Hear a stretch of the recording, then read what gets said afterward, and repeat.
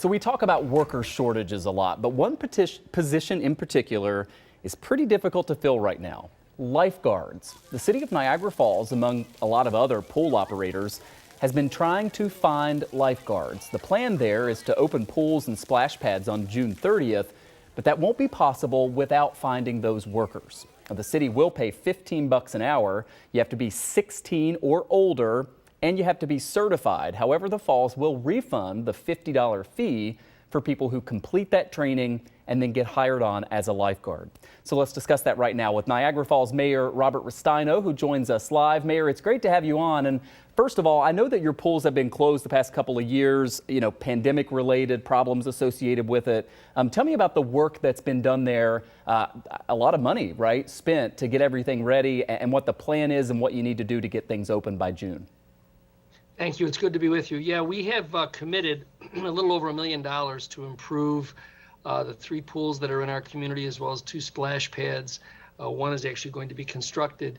And I know how much the community would like to have these facilities open, but unfortunately we can't do it without the appropriate safety requirements. And so, the push is on from lifeguards. You've indicated the essentials of it. In fact, in communication and partnership with the school district, we're even going to be able to provide that training if you're not certified.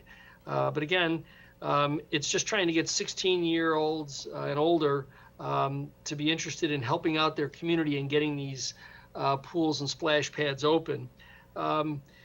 We've been out to our high school. We'll be going out to Niagara Wheatfield High School on Tuesday, April 26th between 10:30 and 12:30 to see if there are students out there that might be interested. It's really critical. We're going to go through with the improvements and repairs, but we'd really like to get these facilities opened for the community. And so we really need the community's help in doing that. Mayor, I don't know if you're going to know the answer to this, but I'm sure it's something you've thought a lot about. What is behind this shortage of lifeguards? I mean, it's a job, as you mentioned, usually filled by high school students, maybe some college students. Are they simply taking other jobs, maybe ones that are able to pay more considering the job market right now? Or are people in that age range just deciding they don't want to do summer work anymore? It might be a mix of both those things. As you opened, there are an awful lot of job shortages. So there's a number of jobs out there for young people to consider, especially if they're going to be seasonal jobs or if they're going to be jobs that they're simply doing on a part-time basis. So there are a number of opportunities, and lifeguarding may not necessarily be number one on the list, but we think it offers some ability to be out in beautiful weather, as well as an opportunity to contribute to your community. And really, there's no risk to it. We're going to provide the training. We refund the application fee, and you'll be serving your community in a way that will help other young people enjoy the summer as well.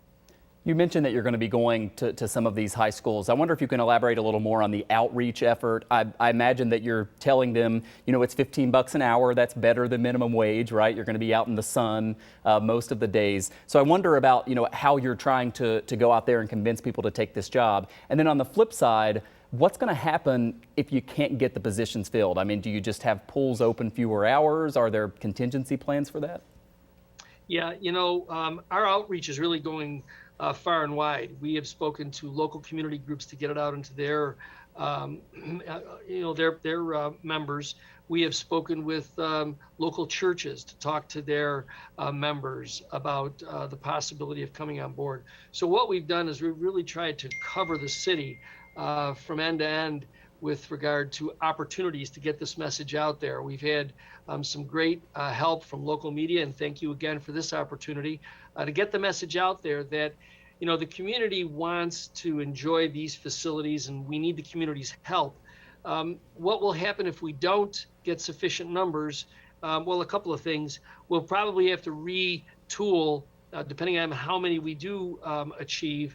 We'll probably have to refocus perhaps on the number of days that the pools will be open, which pools may be opened in terms of the number of lifeguards we have to commit to them. And then obviously trying to keep the splash pads open as well for the real young ones. So there are some contingency plans being thought of right now. We're really hoping to drive up the numbers. I can't tell you, and I know that other communities are struggling too with the ability to get lifeguards. but I can't tell you how important it would be.